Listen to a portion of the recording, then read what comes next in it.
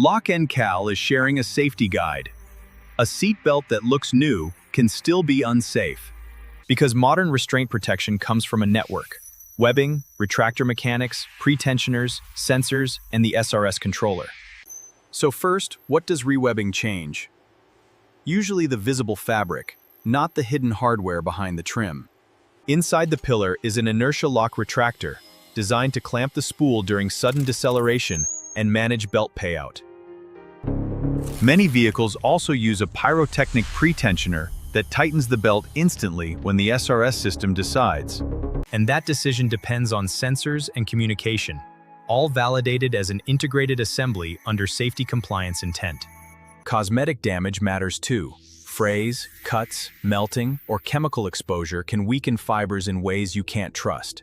But here's the problem. Even a belt that retracts can still have compromised load management or pretensioner issues.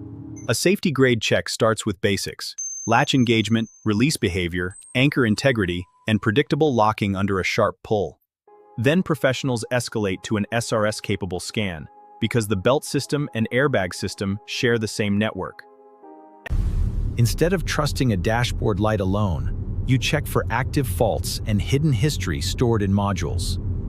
Generic scans can miss restraint nuances, like intermittent connector resistance or communication dropouts that only show under certain conditions.